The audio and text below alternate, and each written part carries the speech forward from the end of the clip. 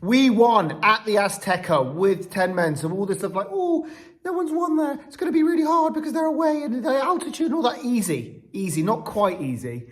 But it would have been easy had it not been for Quansah's red card. Stick around for this and the rest of the controversy, the upsets, the nearly upsets. Loads went on in this round of 16, including a presidential bit of interference there from DT himself. Before you do that, don't forget to hit subscribe, especially if you're not new. If you're here again, then hit subscribe. Do me a favor. Let's start with the France game. France against Paraguay game. Now, I said this quite a lot. I said, France look a team to me. Remember the Brazil team in 2002? The Ronaldo, Ronaldinho, Rivaldo, Cafu, Roberto Carlos, all these players, they had so many names, but all those names are also playing well. Often teams have names in their team, but they don't really perform.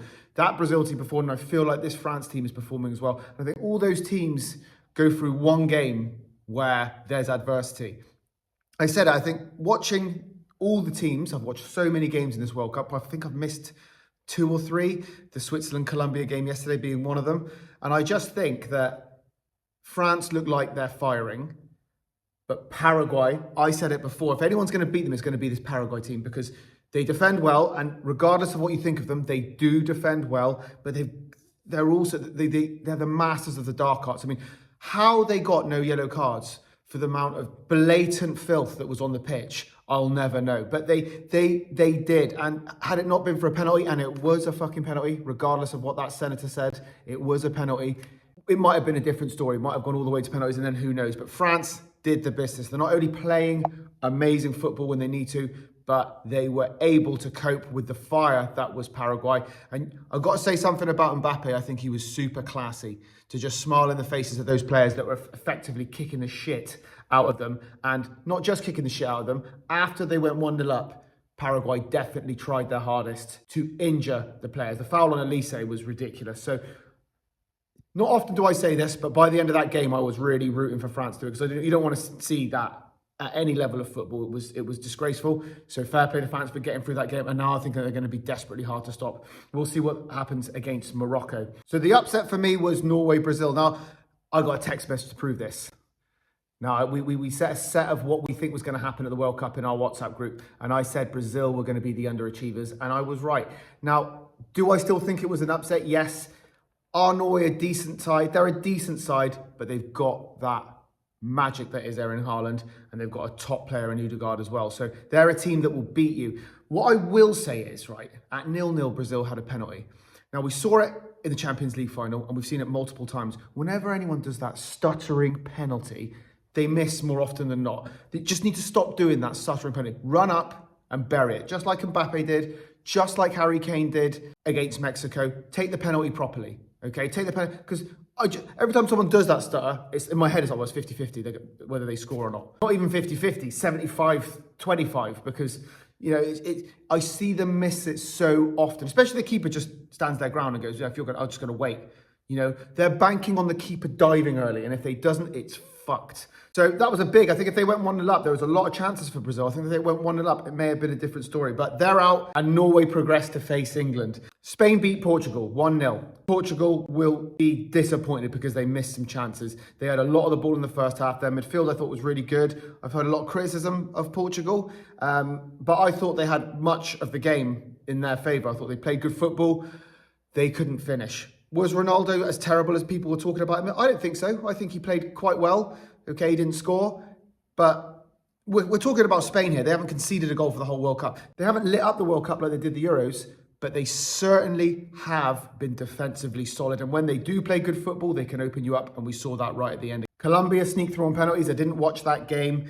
And then we had Argentina, another 3-2 victory from 2-0 down. Now, I don't care if there's controversy around the goal that was disallowed. I don't care about that. 2-0 up, 10 minutes to go. You should be able to see that game through. Egypt are a decent enough side. They should have done it. I think they bottled it. But are Argentina there to be got at? Are they there to be got at? They're not I don't think they're the team they were 4 years ago. You know, Di Maria not there. They haven't got that pace down the wing that they used to, that outlet that they could use. I think they're there for the taking. I don't think England should fear them. If we can get past Norway and we meet them in the semis, we should not be fearing them at all. Before we go on to the end of the game, we've got to talk about Belgium, USA. We had Donald Trump interfering for Balogun. I forgot how to say his name, but we had Trump interfering, and he had his red card suspended. His suspension was suspended. Incredible for a game. He was able to play Belgium. Whether that riled Belgium up or not, I don't know. They were clearly upset about it. I would have been. Imagine Haaland got sent off and someone put in a word and then he was playing again. You'd be really pissed off, right? But it didn't look like it mattered. It's the best Belgium have played, and it made it look like, well, you could have played 10 of that player. You could have played 11 of that player. It wouldn't have mattered. They did nothing. They were lucky to get one goal. Belgium dominated and they deservedly went through. And now the US football team, they're probably quite pissed off about this, to be honest, the fact that Trump got involved. I think they had high hopes. They played well at the beginning of the tournament, but they came up against an opposition that was far too good for them. And with Trump's interference, it did not look good all round for Pochettino's team. And so we get on to England. Now, I stayed up for the game. I hope you did too. It was so much better. All the people say, well, watch it in the morning, watch the rerun. Don't forget. No, you got to watch a game like that live. It was a special game at a special stadium. The first time a player has scored 2 goals there in a World Cup since Maradona with the hand of God, and probably the best ever World Cup goal, individual World Cup goal, without discounting the 1970 Brazil team goal, but probably the best individual World Cup goal in the World Cup from Maradona. And Bellingham took the stage. We went 2-0 up. They scored from a free kick, which was definitely not a free kick, in my opinion. I think we had 7 minutes where we were panicking a little bit. We wanted to get to halftime. And then we came out and we were controlling the game. Quansah with a mad tackle. You can't even debate that one. It's one of those ones when you saw, you think, oh no, yeah, it was a fucking red card, wasn't it? Disappointedly. Maybe Starmer should get involved and get the suspension suspended, just like Trump did. I mean, it's not like it's going to cost him his job, innit? He's out in September. He may as well just make a phone call. Anyway, I joke. I do joke. So at 2-1, I start panicking. This happened in the Euros when Rooney got sent off. We were beating Portugal. We were dominant. He stamps on Carvalho, gets sent off, and then we couldn't hold on to it. Took us to penalties and we lost. I was thinking, oh God, it's happening all over again. Then we get the penalty. And I don't know how that's different than the Kane one against Congo, by the way, but who cares? We got the penalty. From there, we went 3-1 up, and then Mexico get a penalty.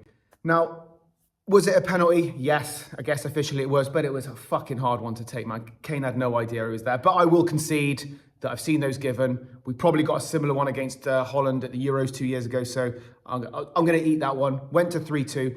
Then he made those defensive subs, which I think Southgate would have probably got crucified for, but it fucking worked. We were shitting it at the time, watching the game, thinking, oh my God, this is really tense. However, on reflection, I watched the game back a second time.